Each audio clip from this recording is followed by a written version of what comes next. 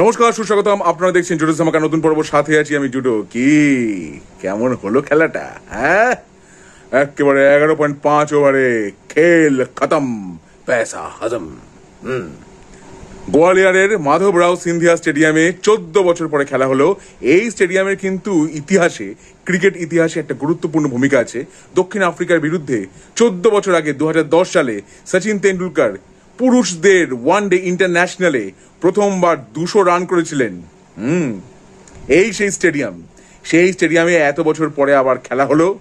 সেইখানে খেলা হলো ভারত বনাম বাংলাদেশ। বাংলাদেশকে টসে জিতে প্রথম ব্যাট করতে পাঠায় ভারত। এই টি-20 সিরিজে ভারতের ক্যাপ্টেন হলেন স্কাই সূর্য কুমার যাদব। স্কাই টি-20 ওয়ার্ল্ড কাপে সেই ক্যাচটা মনে আছে তো? সেই স্কাই। তা বাংলাদেশ খেলতে নেমে বেশ নড়বড়ে অবস্থায় খেলছিল।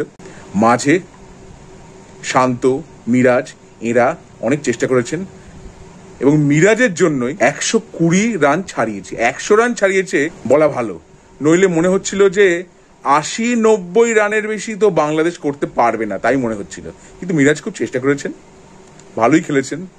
কমেন্টেটররা অনেকে বলছিলেন যে মিরাজের উচিত ওপেন করা, এরকমও অনেকে বলছিলেন। মাহমুদুল্লাহ রিয়াজ তিনি চেষ্টা করেছেন, মানে পারেননি করতে, কিছুই পারেননি। বাকিরা কেউই কিছু পারেননি। সবাই কিরকম ভ্যাবাচাকা খেয়ে গেছে। হ্যাঁ, ভারতের বোলিং এর সামনে ওপেনার ইমন করেছেন 8 রান, লিটন দাস করেছেন 4 রান, ক্যাপ্টেন শান্ত করেছেন 27 রান, তৌহিদ হৃদয় তিনি করেছেন 18 বলে 12 রান। এবার টি-20-র ক্ষেত্রে স্ট্রাইক রেটটা তো 100 মিনিমাম রাখা উচিতই। 100 কেন, 150-200 যত বেশি হবে তত ভালো, কারণ টি-20 খেলাটাই এরকম ধুম ধারাক্কা।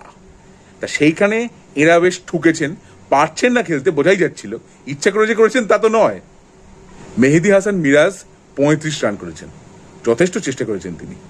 বরুণ চক্রবর্তী 3 বছর পরে টি-20 খেলতে এসে 3 উইকেট নিয়েছেন।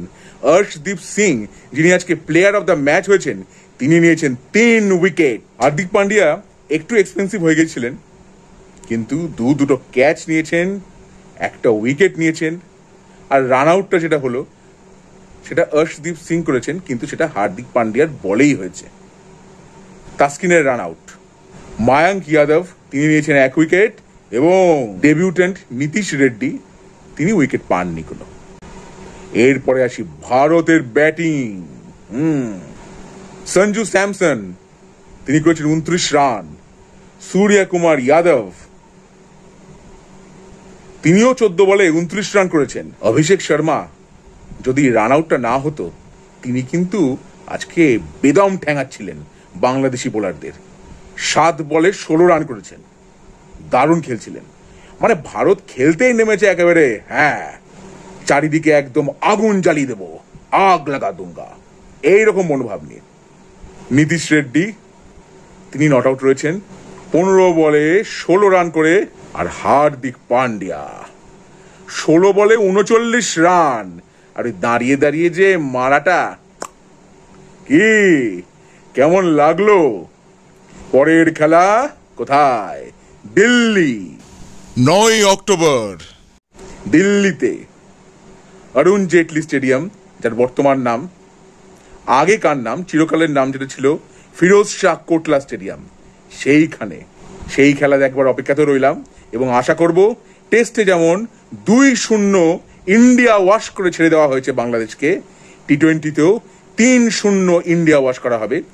1-0 হয়ে গেছে, পরেরটা 2-0 হবে, তারপরটা 3-0 হবে, এই আশাতেই রইলাম। ঠিক আছে, তাহলে আজকে ভিডিওটা কেমন লাগলো? ভালো লাগে থাকলে অবশ্যই লাইক করুন, শেয়ার করুন, সাবস্ক্রাইব করুন আমার চ্যানেল এবং আমার ফেসবুক পেজ জুডো ধামাকা, সেটাকে লাইক করুন, ফলো করুন। পরে ফিরছি নতুন কোনো চমক নিয়ে, নতুন কোনো ধামাকা নিয়ে। হ্যাঁ, হাস্তা লা ভিস্টা, জুডো ধামাকা, লেটস ডু দ্য ধামাকা।